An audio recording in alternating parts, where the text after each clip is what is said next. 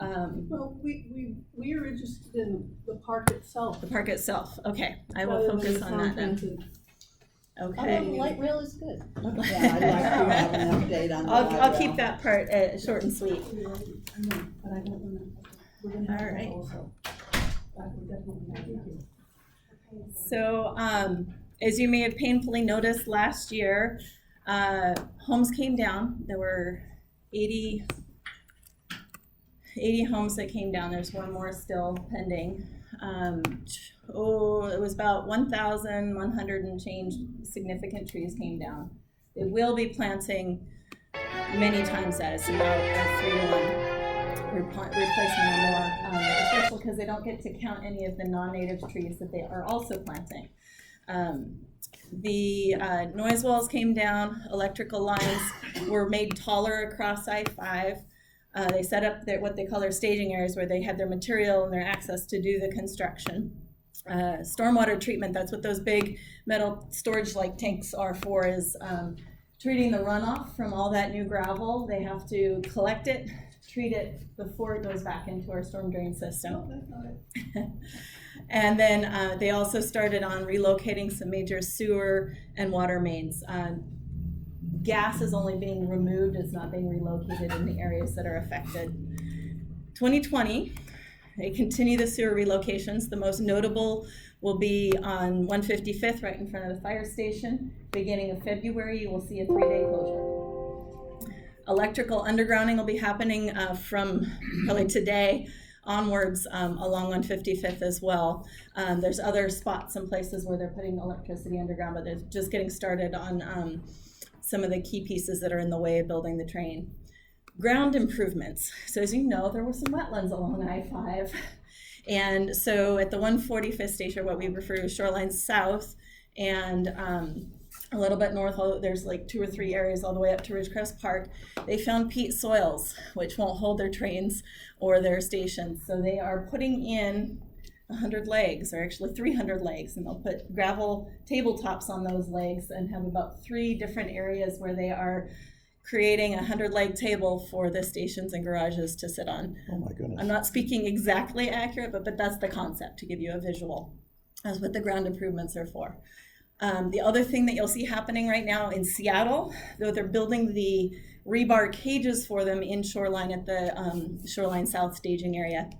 They are digging the shafts, the foundations for the guideway columns. So in the areas where it's elevated, they put these giant rebar cages in, fill it up with concrete, and then they'll attach the columns and go up from there. Shoreline, they'll get to after they finish that ground improvement that I spoke of. So it's another few months before they get to Shoreline with the actual big shaft drilling. There's only 3 spots where they're doing big shafts in Shoreline, right at the Shoreline South Station.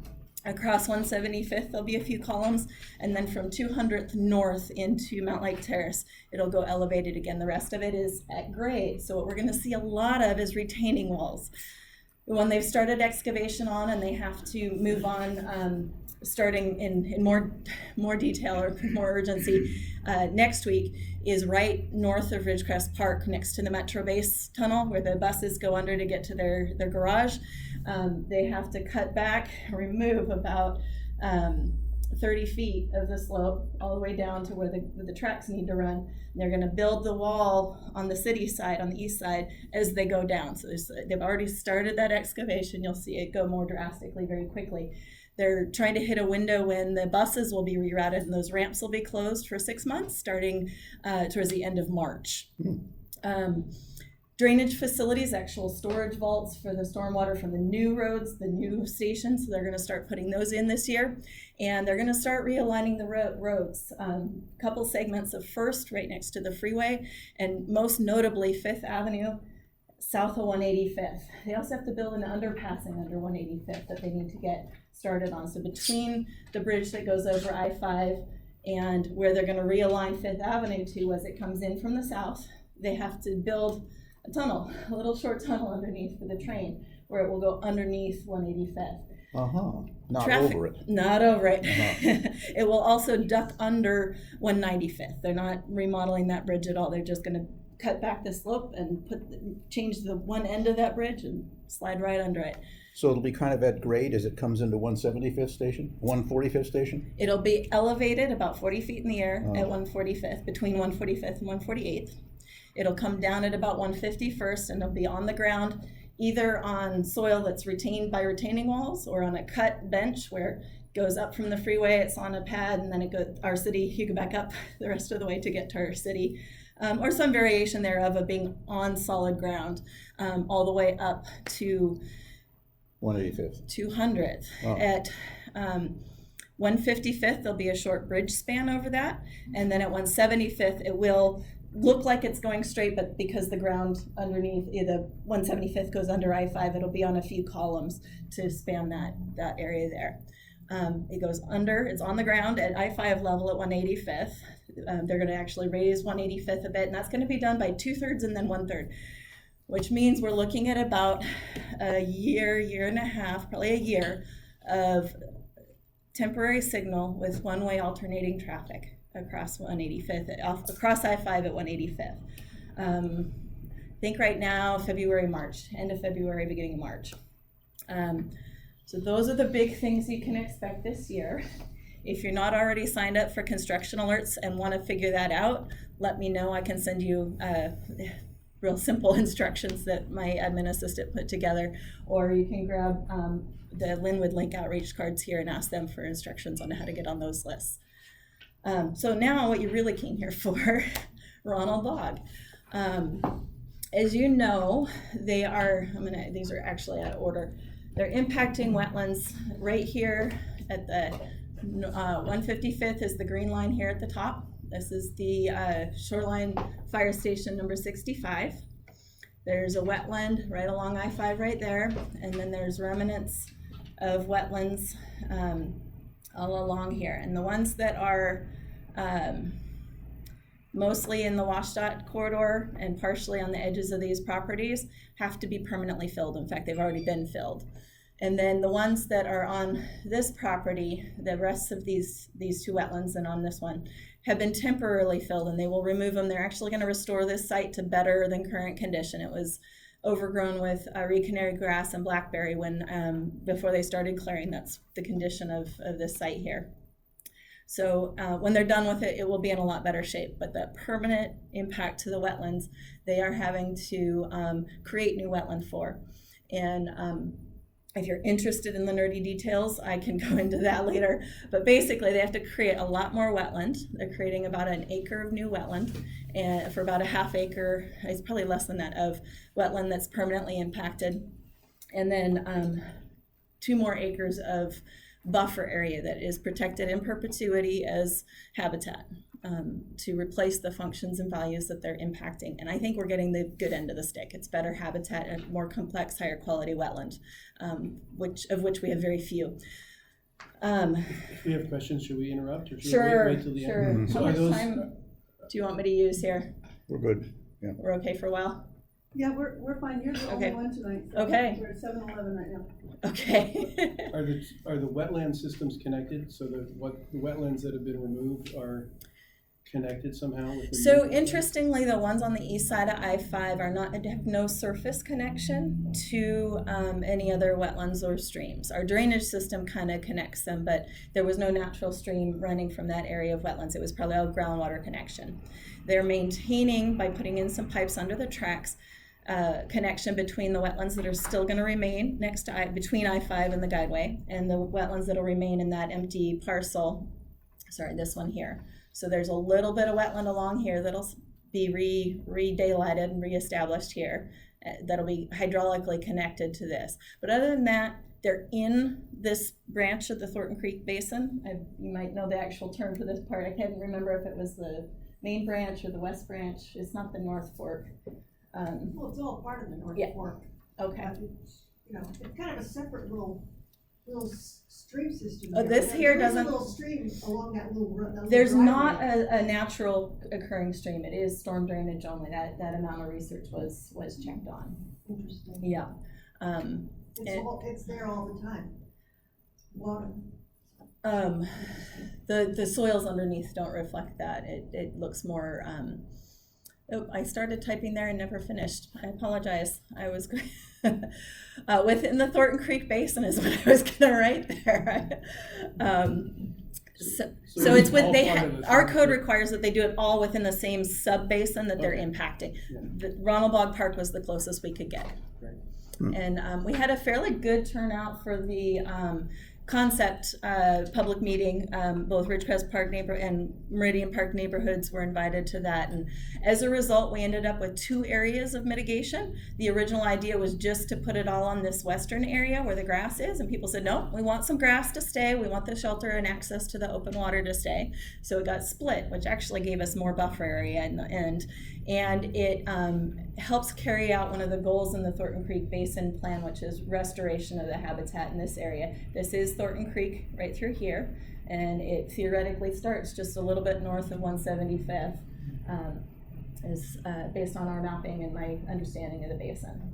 This particular piece of it. You're shaking your head. Cromwell Park is definitely, I mean, it's a whole It doesn't. big It doesn't wetland connect system. to this particular piece of the tributary where it comes Okay. off here. That has a separate connection into the stream.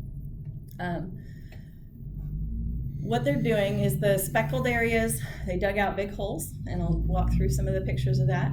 And they went down about 9 feet in the deepest area, and got down to original peat soils. They took out. Actually, just real quick before, we had big grassy open area. The KISS sculpture was right here. The first thing they did was they moved it closer to the shelter. So they were far apart. You can actually see the people there are here in this picture. So it was way over there in the middle of what's now wetlands. And it got moved to right about here. So you can see they're laying, in this picture, they're laying in some of the new ADA path, gravel path that is being put in. So they took out tons of concrete and metal and the toilet and the kitchen sink and a kitchen hood. And as best I can tell, there was an entire gas station in there, which led to some of the contamination. They did find license plates. They didn't find a whole car, but there's still some speculation. They were only tasked with removing enough soil to create the wetland area. The city did go in and test to see what contamination's left, and there's a little bit in here left that the city parks department will have to make a plan for doing some more analysis of groundwater, make sure it's not getting into the stream and wetland system, and or remove it if it need be. We didn't have enough of an understanding of the complexity here to plan ahead for doing 2 projects at once. So the city is still on the hook for dealing with the rest of the fill and contamination. There was a really decent piece in the Shoreline Area News about the history of the park that is worth reading through. It walks through the history of it first being a cranberry gathering spot for the natives, and then turning into a peat mining operation for a number of landscaping companies, and becoming a landfill. And then part of the filling here was in hopes of selling it to build houses on.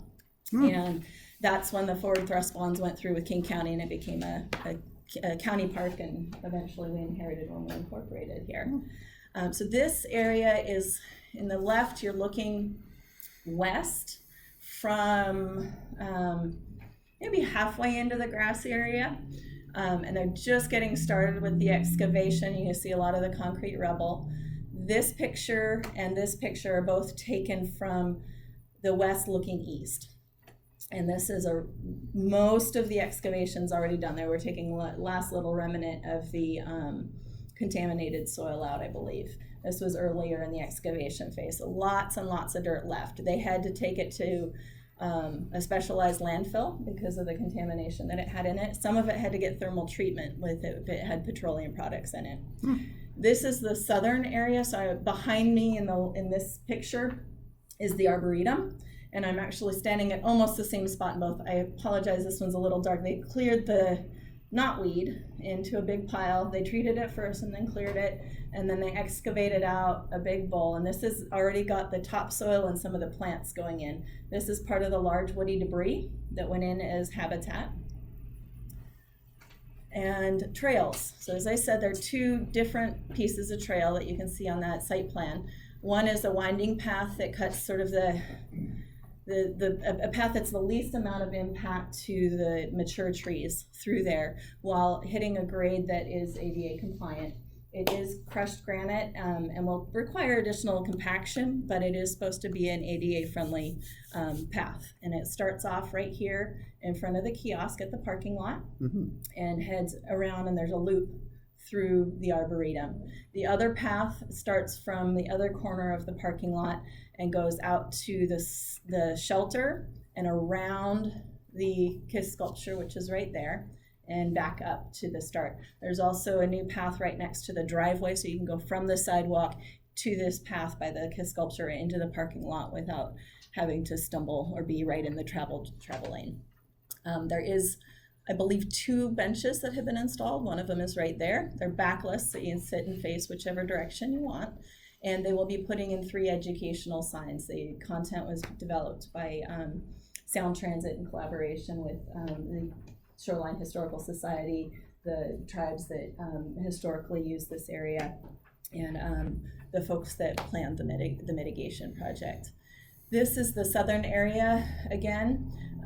They chose to start their plantings before they had done the enhancement on the outside of their clearing limits. So these are the landscape crew bringing additional mulch into the adjacent area by hand. They couldn't blow it in or truck it in. So they first did their excavation, got this main bowl set up, and then they had to go back. Let me just run back to this site plan real quick to point out.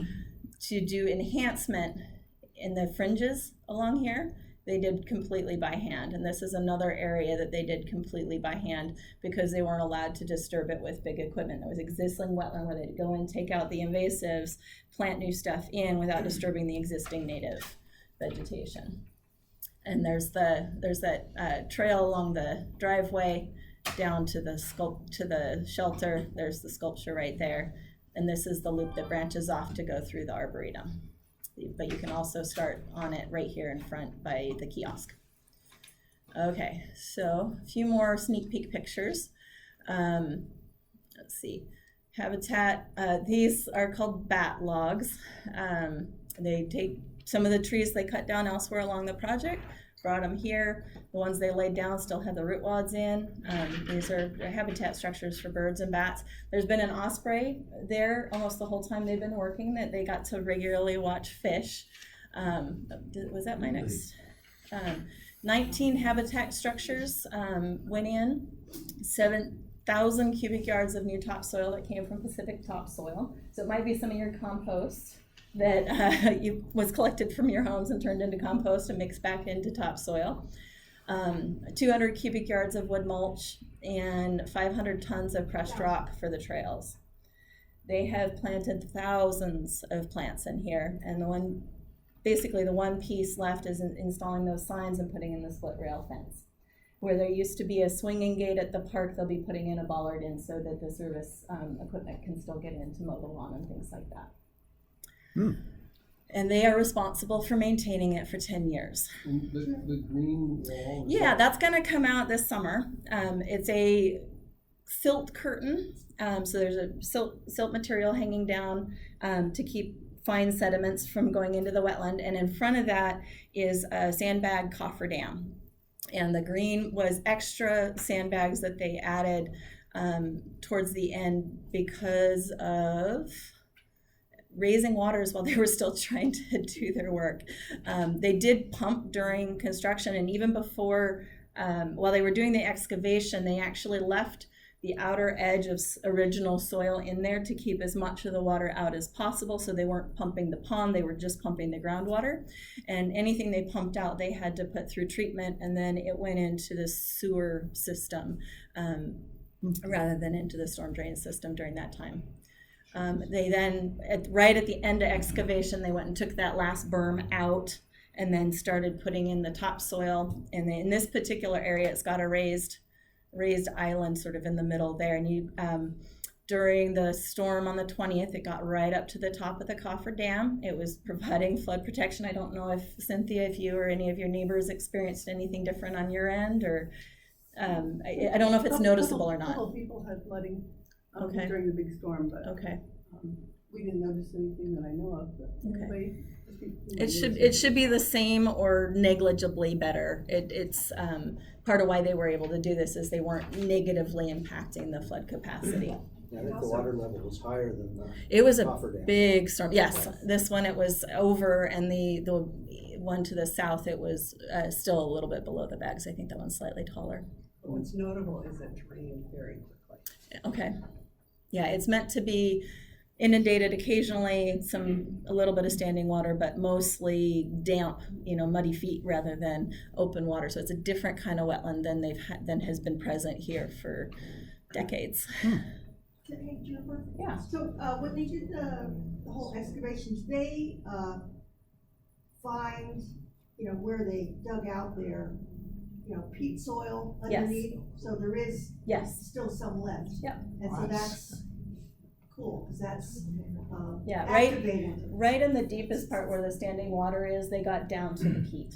The same is true in the middle of the southern area. That's great, 'cause that means it's more functioning. Yeah. That's great.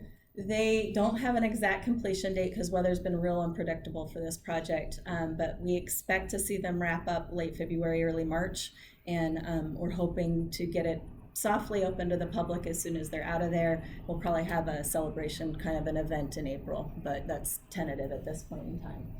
The cofferdams, though, the green probably has to stay in until June or July. It'll depend on when Fish and Wildlife feel either just what the official fish window opening is, when they can get in and muck around in the pond itself, or if they feel that it's a minimal disturbance and that it could come out sooner. So that may stick around a little bit longer, and that's a decision made by Department of Fish and Wildlife. So there's fishing? There are. What I think they were what they found when they put that curtain up and put the cofferdam in, they had to defish it. So they netted things out. I don't know if they had to do any electroshock or not, but they said they were little baby perch. Oh. I believe that's what they said. There's also They some didn't sort of, find any when they were doing the defishing. there's also, I think, some sort of catfish-like creature. Bullheads. Bullheads. Okay. Do And they there's, plant fish and? Mm-mm. No, No. they've never planted any fish in No. there. So whatever's there is naturally occurring? I don't know the history of the fish in the pond. I don't have any knowledge or understanding of that but for history. sure they're swimming in contaminated water, so when I see As people. I said, the testing that was done of the soil was what's in the soil itself. They had to do some testing in a landfill condition, would anything leach out? But actual testing of the groundwater and whether anything is mobilizing into the pond has not been done. Well, for years, the runoff from the highway has been making its way into the bog. So it's a freeway water So it's retention oil. pond according to the Yeah. DOT. A lot of oil and. No, Yes. it was not they may be using it that way, but it wasn't intentionally created that way. Well, that's what DOT calls it today. There has been, cutthroat, documented by King County down at the, After how At many the, months? the waste facility, the recycling Transfer, facility. transfer. Oh, the There's transfer cutthroat. station, yeah. It's Thornton Creek, it's a salmon stream. Yeah. So, Which is part of why this was a great place to do this project. What were you gonna say about years ago? Nothing. No. Any other questions about what this is gonna be like when they're done, or, I yeah, have some questions about the, kinds of plants that you're gonna have. okay. Is now a good time to ask about that? Sure, I think there was would one ask other this- question your- here. Your comment about the bog has been activated, could you explain what that means? well, just the fact that the wetland soil is not capped anymore with Compacted. fill. Oh. And so the peat soil, which is, really a valuable ecosystem, it's now released, it's connected with the, And it you know. was covered so much before that it, yeah, it was covered with fill and junk and That wasn't stuff, so, happening. now, so it's more of a functioning system, ecosystem. Just in the area where they dug.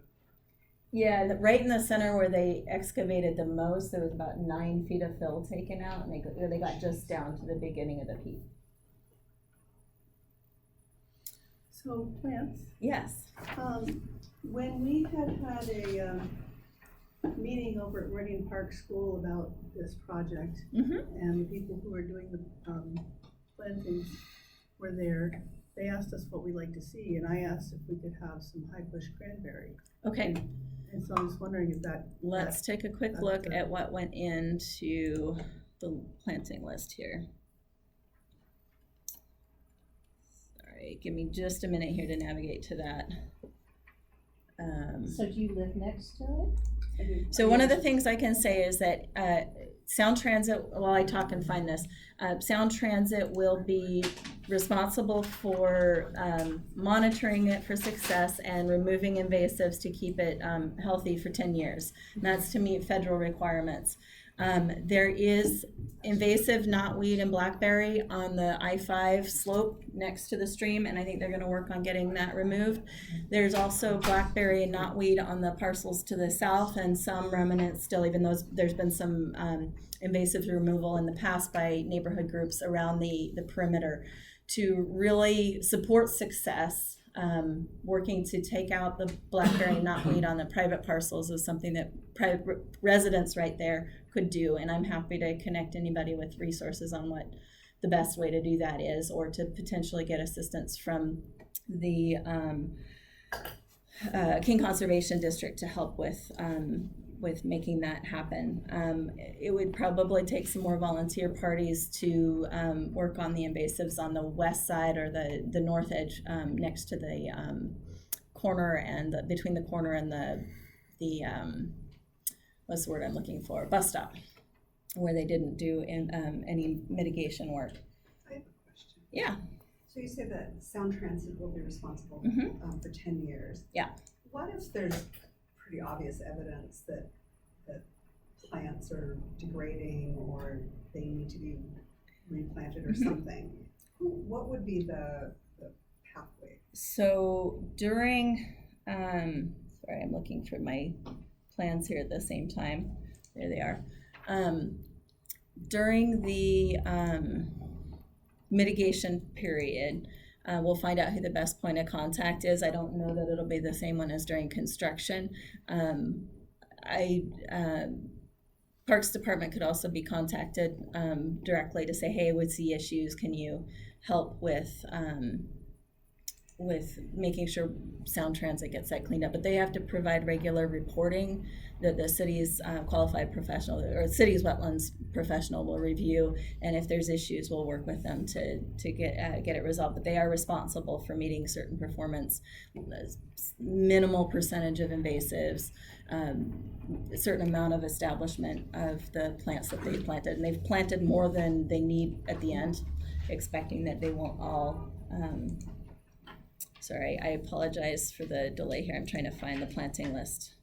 That's just the site plan. I'll pull it up there as soon as I find the right one. On the base of the hill by the on-ramp Yes. to the freeway, there's been some encampments and stuff there that need to be cleaned up.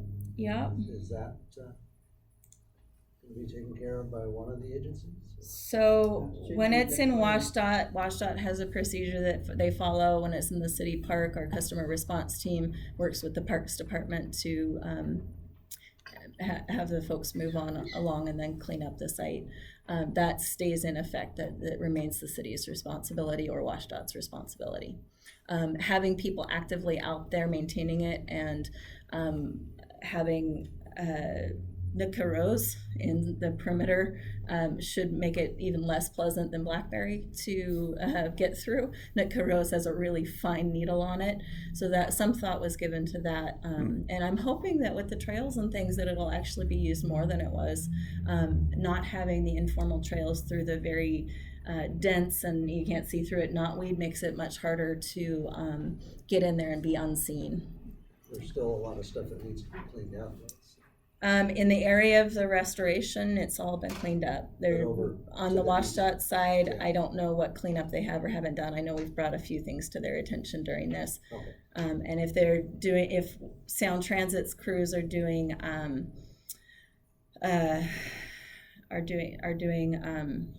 maintenance work in the WashDOT area, they may make sure that that gets cleaned up before they will send any crews out there. If there's any needles or anything, they wouldn't do their invasive control work. Sorry, I am having trouble finding the right document to open. It's hard to talk and search. It is hard to talk and search. I will try and answer your question. Go ahead. So you want to know about the tall High bush cranberry. high bush cranberry, thank you. I know that there were a couple of bog species they were going to try and plant. They were included in the planting plans. Labrador tea was one of them, and I'm blanking on what the other one was. Unfortunately, the contractor didn't search high and low to find them, so they were replaced with some other species and didn't get planted. High bush cranberry is something that would grow in the buffer area around the Right, I am wetland. It's a trying to beautiful find native plant. the Yeah. And planting also would plans. be, you know, Reminiscent of honoring the the real history of the. Correct, I fully understand that piece of it. Yeah, they need to go Report. back and find those, because Yeah. Labrador tea and high bush cranberry are available. No, they don't have to. It wasn't required to meet it was a optimistic proposal that was fairly certain that they wouldn't survive because it's not bog conditions. It was not required to meet our code requirements, so they do not have to go looking for those. We grow them on the other side of the lake. Yeah, Yeah, grows in my yard too, so, they're looking for bog-related plants right now. well, those are But bog-related but plants. this is, you know, along the bog, what would you call that? Well, it would be Wetland the, down, right by the edge of the lake in our backyard, or would you call that buffer? well, more than buffer. In your backyard, you've got a combination of wetland and buffer. Do you have other questions while I am searching for the approved? Actually, I know a different spot to go get the approved plans. I will do this a How different many way. parking spots do we end up with compared to what we have now? No change to the parking lot. Oh, I think the Parks Department will be putting in new logs that line the edges, but the parking lot itself is surprisingly in good shape. It didn't, even with the big dump trucks going over it, it's not gonna need to be repaved. Did, by any chance, did we get a, bathroom out of this deal over there at the park? No, Not in the bog. In Shoreline Area News, there were pictures of river otters. Mhm. Did they find? I don't Yeah, think, it's- I didn't hear any reports of river otters. I know before they got started, there was beaver activity out there the spring before, when they were doing their investigative work. I'm not sure if there's been any active while they were working, but there definitely have been off and on over the years. Both beavers and otters. There's otters. Our neighbor has lots of pictures. They're the. Yeah, maybe that's who was in the, Yeah, Marty DeGrazia. and beavers also. Yeah. I haven't seen them for a while, but they're at the Yeah. beavers. We had a beaver come onto our property and They've been chew up whacking and the trees. chew down a crabapple tree and also blueberry bushes. Number is Lots of turtles. 190237. So yes, you know, I really, I wanna back you up on this high bush cranberry thing, you know. I haven't- Seems to me, Sound Transit has taken down over 1,000, nearly 2,000 trees in the watershed. The least they can do is find some high bush cranberry. Jen, Oh, I'm looking to see whether that one was included. The one that got excluded was the Labrador tea. There's one other that got left out, and I am able to tell you a little bit more about that in just a moment. The plants that went in here are appropriate to the bog and to the type of wetland they created. Okay.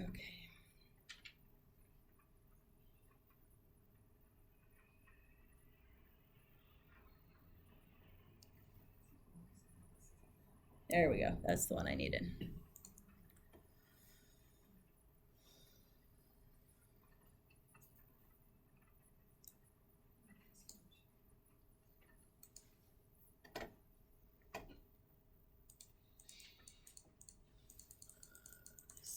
Here. Zoom in on planting list. Here we go.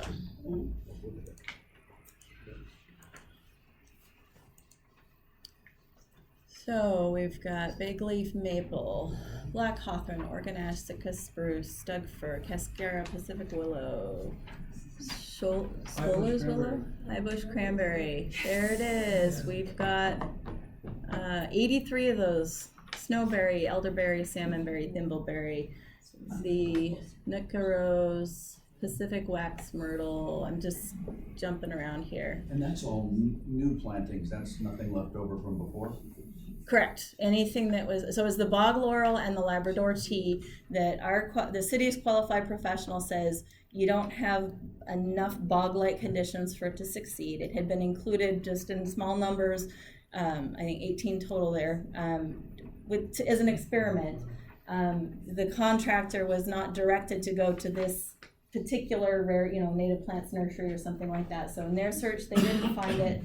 Sound Transit granted them a substitution. The city concurred because our arborists, our wetlands professionals didn't think those plants were going to survive anyway. The rest of them are there, and the final counts will show us. I don't believe anything else got left out, and if they did, they didn't get city approval, so they will have to go back and fix it. Is it possible to find a copy of this list? Yes, I would be happy to provide that. If you want to leave me with your email, I can send it to you. It's like 1983. This is the replants of those. Yes, this is the new plantings going in at Ronald Bog. And this is just for Ronald Bog. There's pages and pages of plantings for replacement of the trees and the vegetation that was removed along the corridor. Any other questions? How many actual trees do they? Can you see the list there? You would probably have to do quick math, but we've got 20, 2, 3, 9, 12, 1,600, and we're still going in the, there's probably at least 2,000 trees, if not more, going in just here. Wow. 400 Douglas firs. Where are they? No, Douglas 400. fir, Oh yeah, 400 416. Douglas firs. Like, wow, those Oh, are good. good trees. 900 Sitka spruce. And this is all Oh, good. happening, this is all gonna be planted within the confines of Ronald Bog Park? All within the confines of the portion of the park that they did their mitigation on. So if we go back to that very first, it's just in these green areas that it was planted. 416. Yeah, Doug firs, they're not wetland land either. They're upland plants. If you look at the solid green is the majority of the area, those are the upland areas. The wetland plants, which includes emergence and things like that, are in the speckled areas. Just know that the arboretum area where they tried for so many years to get Doug firs to grow, and It may have a Don't lot seem to to make it. do with the contaminated soils and the very compact fill that was in there. well, other things are growing. I mean, the cedars do fine, but Blackberries love it. What is the tree Blackberries love preservation everything. area? The arboretum. I'm glad No, to it's the see red that area we're is not tree doing that. preservation. I mean, I can get rid of So there were some areas. Couple big trees that were left. Interestingly, they created small openings to do their work and left mature trees right at the shoreline to minimize the conversion from mature forested edge at the edge of the open pond. They kept as many of those mature trees, so the berming actually they went out and scooped out sort of a mouth, and then the mature trees hug around it and were kept in place. This is an earlier drawing, so it's not quite accurate, but there's a stretch right in here that they had to take out the trees in order to do this excavation, but most of the mature trees along here are still there. And the same is true here. They left some in right along here, and going up and along here, I think the opening is right in this spot here for this one. That shows up in those other drawings we were just looking at. It says tree prevention area. Preservation. On that too. Yeah, so the idea was to protect as many of the existing mature trees as possible while still taking out a huge amount of soil and making that connection to the open pond. Okay, so everything between the yellow and the road is something that we need to bug Scott about. So theoretically, for maintenance and success of this restoration area, especially the southeastern portion, Sound Transit does have permission from WashDOT to remove the invasives in that area.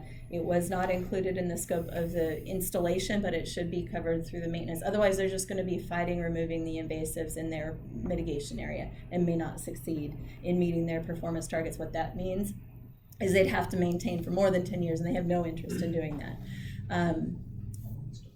As I mentioned, there is some of the knotweed, which is the most problematic of the species that are in this area, hardest to control because the roots go down 5-10 feet. And it is best controlled, unfortunately, with chemical treatment, either direct application or injection. Though there's some new tests or studies about electrocuting it. Fascinating. So I do know that there's some along the south boundary. I think at the easternmost corner there, some of those properties were observed by the crew working out there to have knotweed growing on them. And I would be happy to provide the King County Noxious Weed Board direction or guidance on how to control that, and or connect you with potential technical assistance with how to do that. Yes. Is there, a contact at WashDOT that is, always in charge of what happens right on that spot?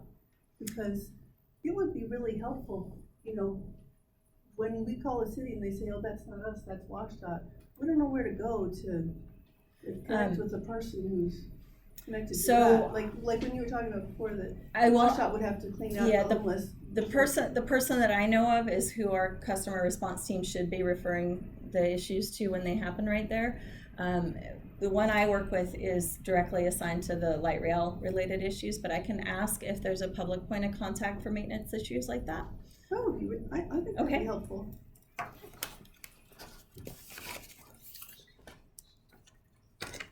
Any other questions, comments? It's kind of late to the party here, but did you cover what the reason was for Yes. this restoration? There's wetlands being permanently and temporarily impacted east of the freeway, just south of 155th.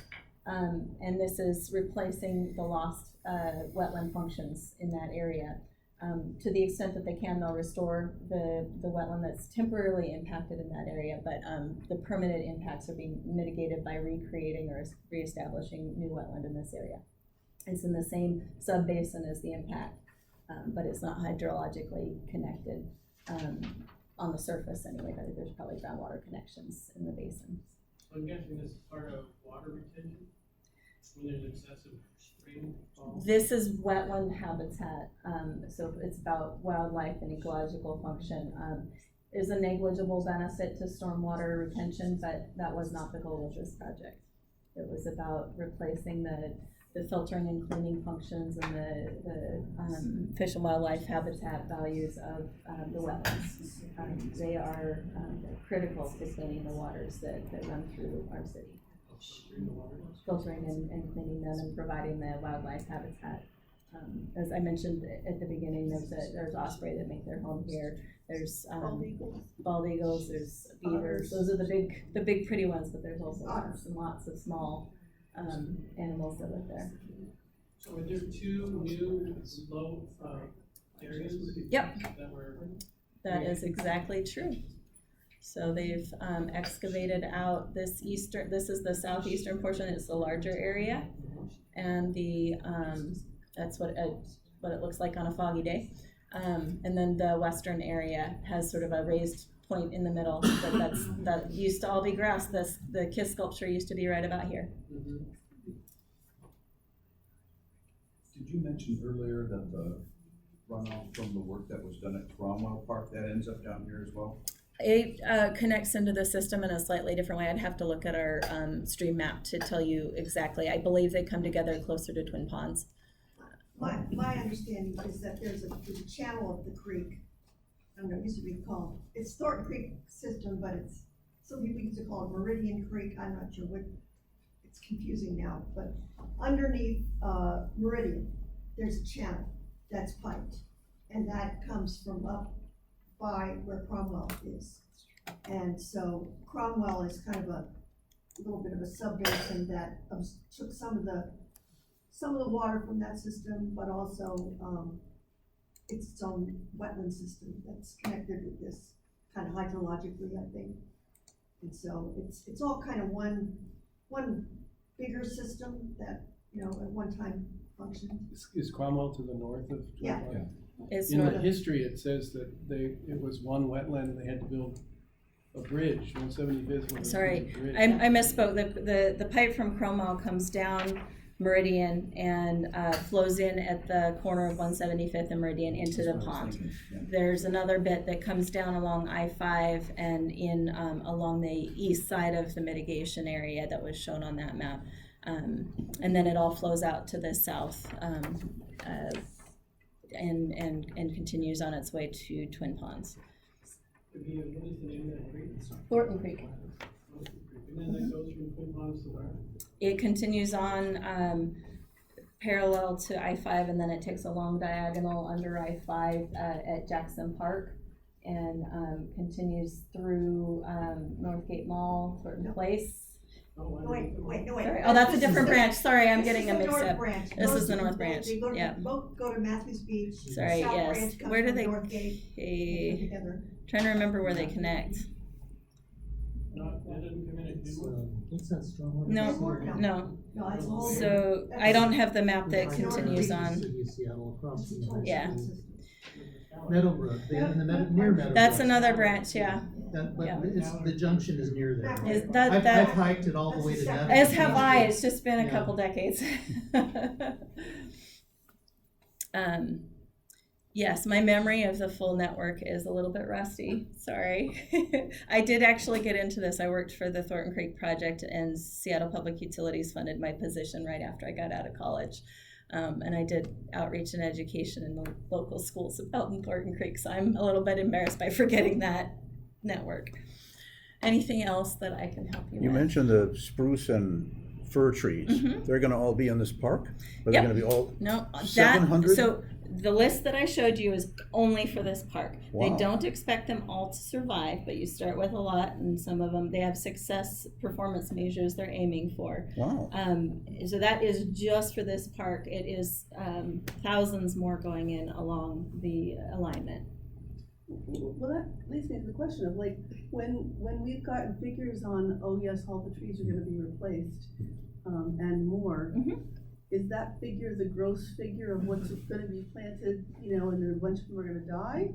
Or is this the sort of what, projected net number of trees? So the numbers they're giving you are what they start with.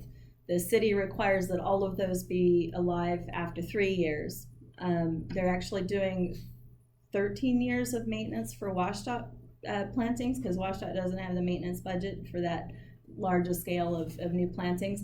I don't know what their survival rate is after those 13 years. So But 400, Douglas firs and it just.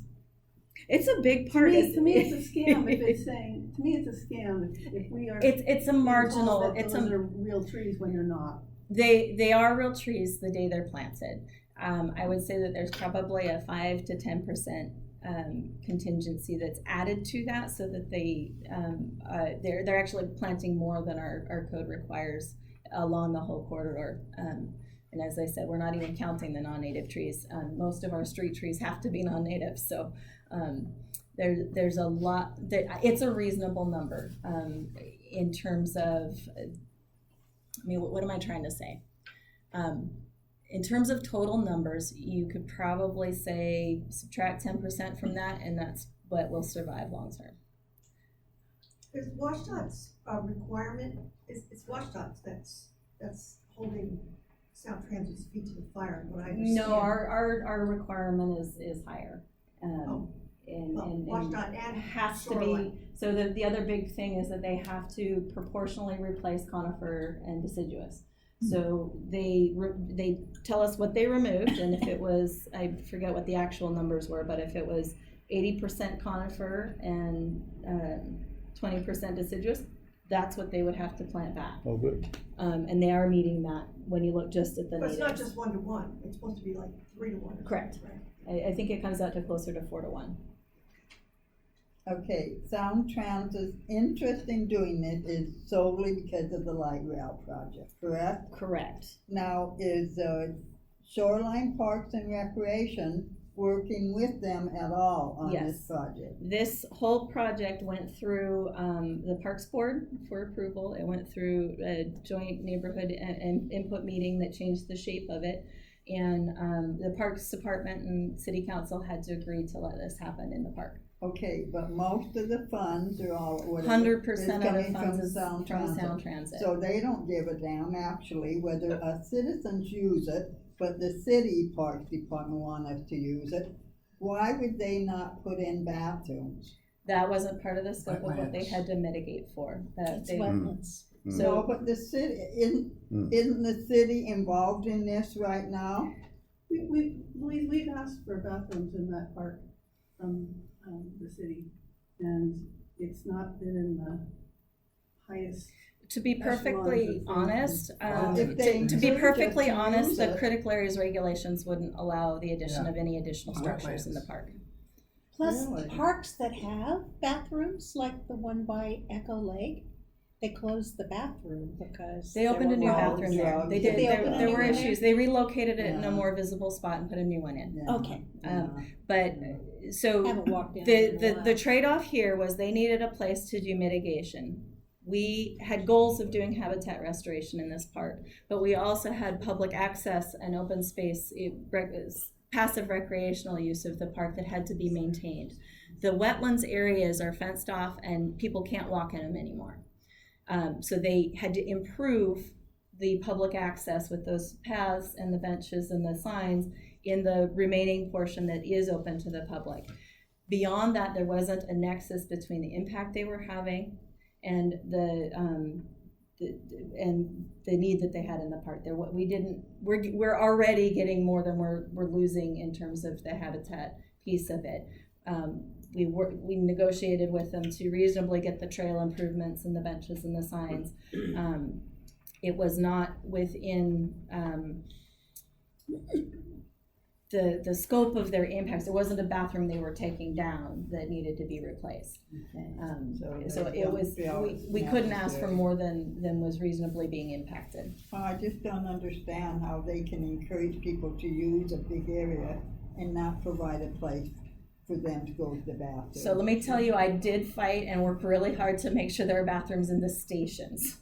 They are putting bathrooms in both stations, public Uh-huh. access Well, I bathrooms in the hope so. stations, Great. after a very long, drawn-out political debate and When you negotiation. travel with kids, I know, I've got two of my own. kids surprise you, I have to go to And the my in-laws. bathroom now. So, no, yes, I will say there are thank you compromises for involved. fighting for that in the station. They weren't going to put bathrooms Oh, in the no, they didn't stations? want to. We had to change the code to require them. Are they gonna put in escalators that actually work? They're working on the actual work part of it. 520. They are putting escalators at the Shoreline South Station. Mhm. There will not be escalators at the Shoreline North Station because the grade difference is only about 20 feet. Okay, There are elevators at the Shoreline North Station, and elevators at the Shoreline South Station, but the escalators, this project was significantly over budget when they got to 60% design due to much larger than expected increase in cost of construction and property value. So they went through a whole year of cutting costs, and one of the things that fell out was the escalators at the lower so stations. they'll have stairs that we can actually use if Absolutely. things don't work, because I know that some of the Yes, there's problems stairs in and some of the elevators. other stations. Well, the 520, Yes. almost every day I get an alert, the elevator's down. Any other You questions on just light said there rail? there Or? are fences, There'll be cedar split rail fences. so people don't walk into the wetland there. And that's a federal requirement, is to exclude humans from the mitigation areas. The alternative was for Sound Transit to either have to do something in Shoreline and elsewhere, or to put it all elsewhere. They could have asked to pay fee in lieu somewhere else in King County to have wetland mitigation at a regional scale, but not local. So this was the compromise to get it in the basin that's impacted. But the trade-off is that to meet the federal requirements, because this was meeting federal, state, and local requirements, was to exclude humans from that portion of the park, which is why we focused on improving the human experience in the remaining portion of the park. The split rails should be okay. It's like Cromwell Park. Yep. What's the acreage of them? Oh gosh, I want to say it's about 13 acres total. The wetlands, the open pond is the majority of it, and then there's a significant portion at the south, on the east side here. You just can't even go in there. It's all existing wetland along the stream. What percentage done is it? They are finishing up the plantings. They have to put in the 3 signs, the bollards, and finish the trails. So And then they maybe have to 90%? clean everything out of there. So I would say 85 to 90% done. Yeah. What's the cost of this project? I don't have that number for this piece of it. The project as a whole is budgeted at 2.7 billion to go from Northgate to Linwood.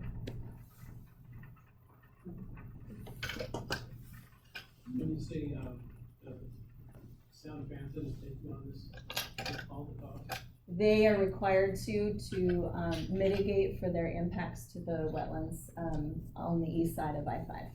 And by that you mean all the cement structures are building? No, they are actually filling, the bluish areas on here are existing wetlands. This is the fire station and 155th. These blue areas have to be permanently filled right where the tracks are through here.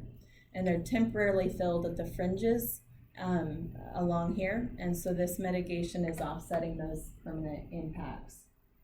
On site, they will restore the wetlands and buffer areas to offset the temporary impacts. What are those temporary impacts? They if you drive by on I-5 right now, there's a big elevated area with fencing and a bunch of green storage tanks. Their stormwater facility is there.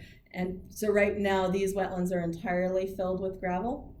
And the portion that isn't going to be permanently impacted, they'll take that gravel out, put new topsoil, or not topsoil, new compost and new plantings in there to restore the the category 3 and 4 wetlands that are there. So I'm a little confused. In elevation, that's downhill from Ronald Bog. Correct. How does that direct the impact? That all drains into Thornton Creek Basin. So it's not directly connected to it, but it is all the water in this general area goes into the Thornton Creek system I see. in the same sub-basin So under the it's same helping branch. out uphill. The improvement is uphill from where the impacts are, you're correct. Except for the one overpass, the line is at grade, all of Charlotte. It goes over our roads except for going under 185th and the pedestrian bridge at 195th. Everything else, the train is at grade and then it goes over 155th and then it goes back onto grade. And they do that by right at the ends there to make the transition. They put retaining walls and fill it in the middle, put a bridge and the bridge, and then they fill it again, and then it goes back down to grade to keep the train as level as possible so the amount of power needed to run it is minimized. How elevated is the track going to be in the area you're showing me now?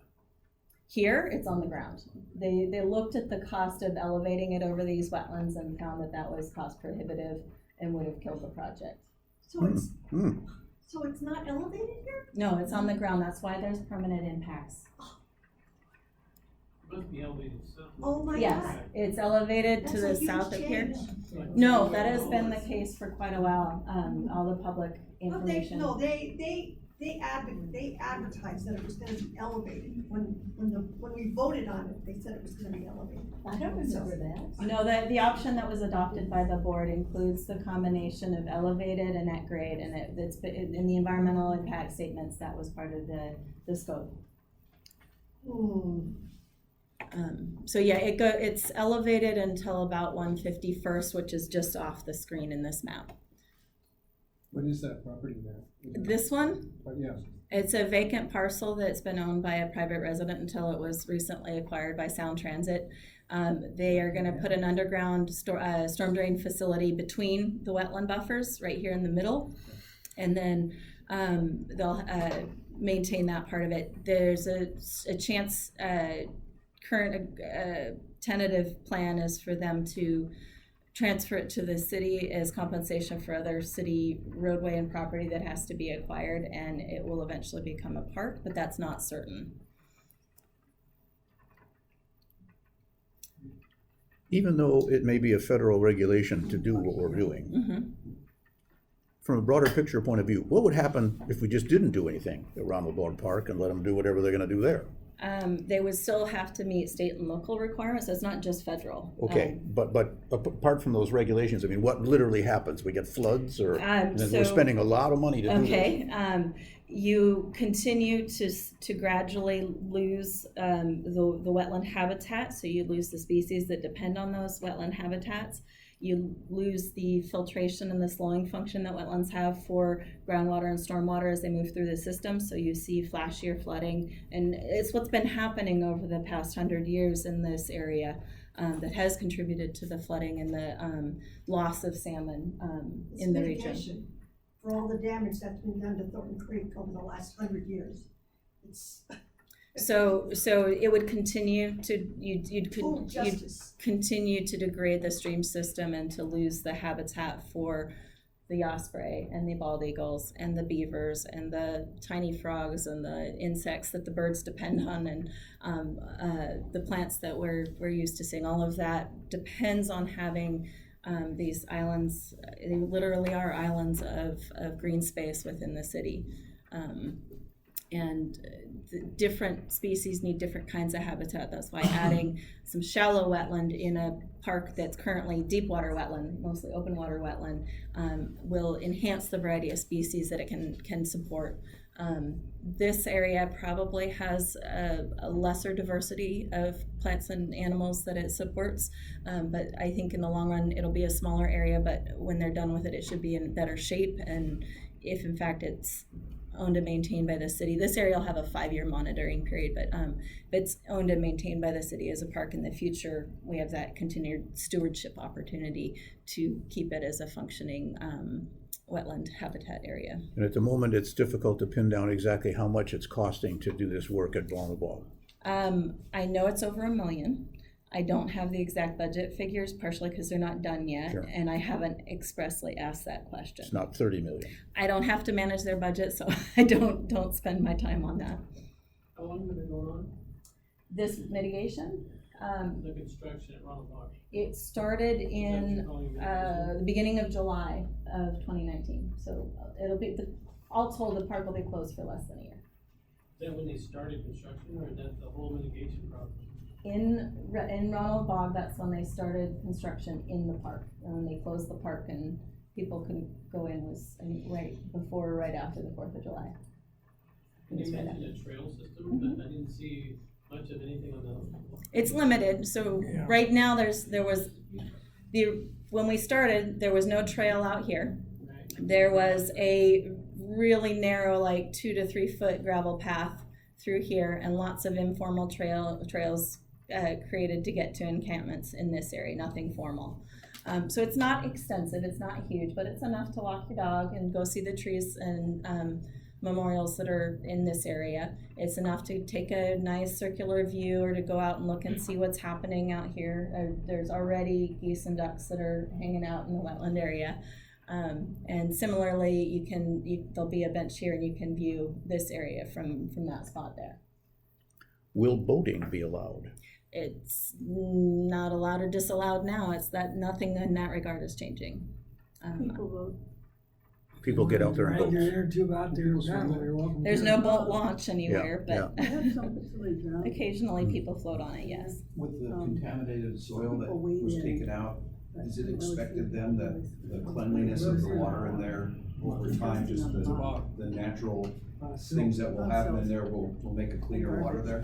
It's very possible, since we don't know if any of the contamination was traveling into the water. We don't know if it was mobile or locked to the sediments.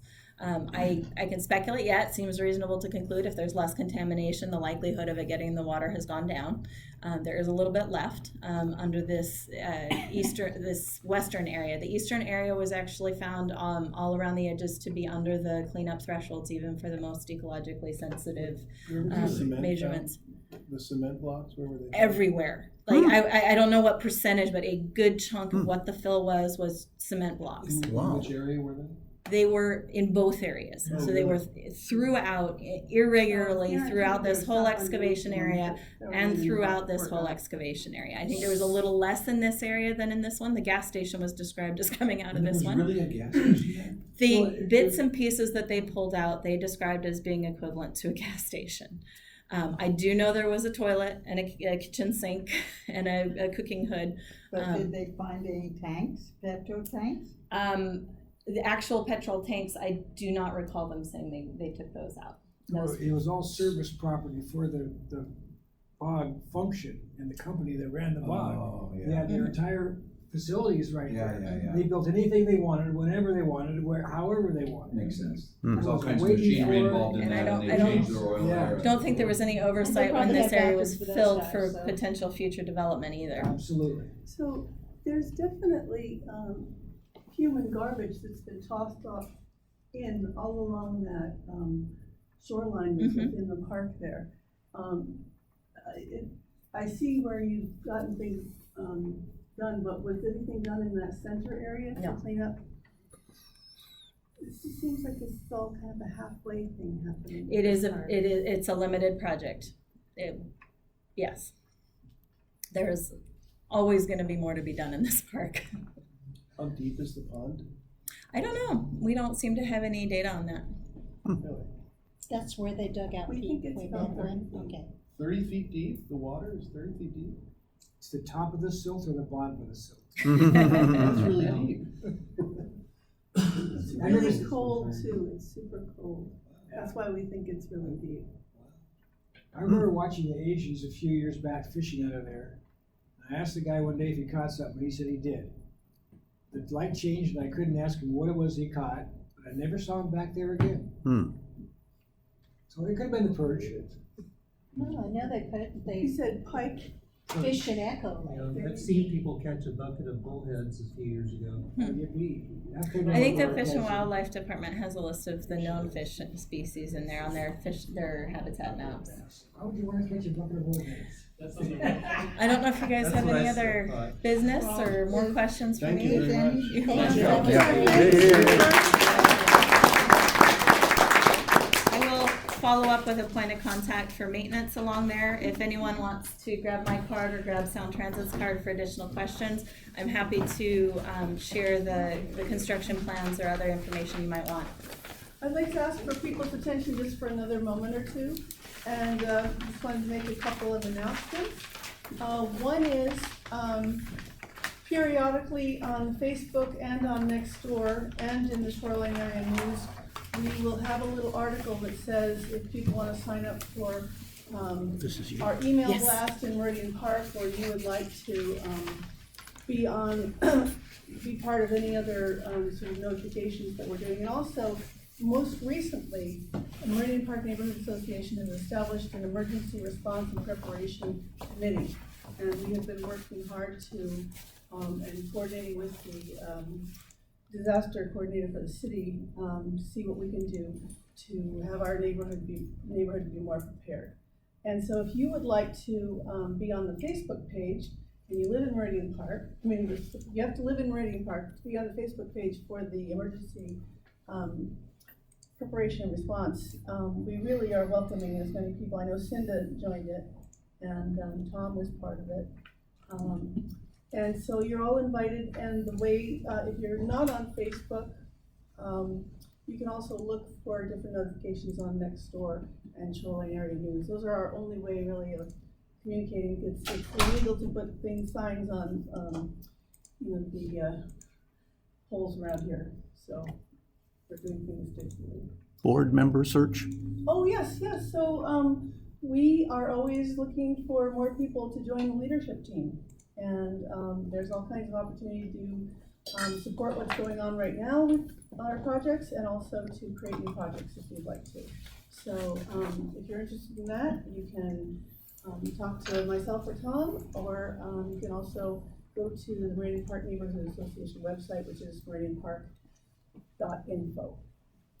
One of our board members' husband, unfortunately for us, happens to be a whiz in a thing called Six Sigma Black Belt. He works for Amazon, and he's apparently going to take another opportunity in Maryland someplace. So we're going to lose her, and she's our treasurer. And so if anybody likes numbers, we're eager for her to find a treasurer. It's super simple. We're not doing a lot of fancy stuff. Right. So, anyway, let's just wrap up the formal part of the program. People can stick around and talk to each other if they like. Thank you all very much for coming tonight. Yo. Thank you. Thank you. Thanks for the little history. You're welcome. This is very cool. Very helpful. Yeah. Drop by the snack This table one on your is way an out, adapter, please. but I don't know if this, for future reference, this is the Yes. more standard one, or if you had your own adapter for this kind of a thing, you could make it work. Uh-huh. Okay. You just hit the Good. button over there. So you said the game department, WFW, Yeah. involvement, I think this is a great. was it two-part because of the fish that were found, or was it initially because of the plantings? Because the project has to modify the wetlands itself. Oh, yes, you know, nobody knows. Sediment. Oh, who does it? I know who does that. I don't know for the closest copper dam, sandbags, in other bags, Different people. and so they had to put those in, and then, They do, yeah.